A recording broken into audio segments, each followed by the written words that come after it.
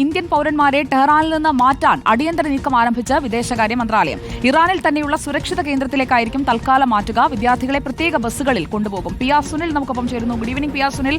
2 വിദ്യാർത്ഥികൾക്ക് ഇസ്രയേലിന്റെ ആക്രമണത്തിൽ പരിക്കേറ്റു എന്നുള്ള വിവരങ്ങളടക്കം പുറത്തു വരുന്നുണ്ട്. വിദേശകാര്യ മന്ത്രാലയം ഇപ്പോൾ സ്വീകരിച്ചിരിക്കുന്ന മുന്നൊരുക്കങ്ങൾ എങ്ങനെയാണ്? വിദ്യാർത്ഥികളെ മാറ്റാനുള്ള നടപടി തുടങ്ങിയോ?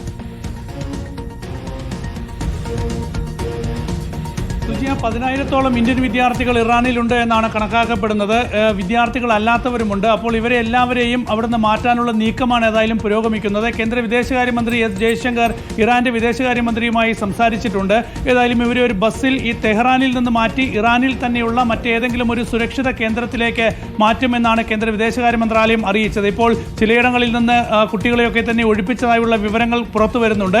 ഏതായാലും ഈ ഒഴിപ്പിക്കൽ നടപടിക്ക് ഇറാൻ എല്ലാ പിന്തുണയും ഉറപ്പു നൽകിയിട്ടുണ്ട്. അപ്പോൾ ഇറാന്റെ സുരക്ഷാ വലയത്തിൽ തന്നെയായിരിക്കും ഇവരുടെ ഈ രക്ഷാദൗത്യം നടക്കുക. പിന്നീട് ഈ സുരക്ഷിത കേന്ദ്രങ്ങളിൽ നിന്ന് ഇറാന്റെ അതിർത്തി രാജ്യങ്ങളിലേക്ക് ഇവരെ എത്തിച്ച്, പ്രത്യേകിച്ച് അസർബൈജാൻ, അർമേനിയ തുടങ്ങിയ രാജ്യങ്ങളിലേക്ക് ഇവരെ പിന്നീട് എത്തിച്ച ശേഷമായിരിക്കും നാട്ടിലേക്ക് കൊണ്ടുവരിക. ഏതായാലും വലിയൊരു രക്ഷാദൗത്യത്തിലേക്ക് ഇന്ത്യ നീങ്ങുകയാണ്. ഏതായാലും തൽക്കാലം ഈ വിദ്യാർത്ഥികളൊക്കെ തന്നെ സുരക്ഷിതരാണ്. ഏതായാലും എല്ലാവരും സുരക്ഷിതരായി തന്നെ തുടരണം. എംബസിയുടെ, കേന്ദ്ര സർക്കാരിന്റെ നിർദ്ദേശങ്ങൾ കൃത്യമായി പാലിക്കണം എന്ന നിർദ്ദേശം ഇപ്പോൾ നൽകുകയാണ് ഇന്ത്യ. ഓക്കെ, പി ആർ സുനിലാണ് ഏറ്റവും പുതിയ വിവരങ്ങൾ നൽകിയത്.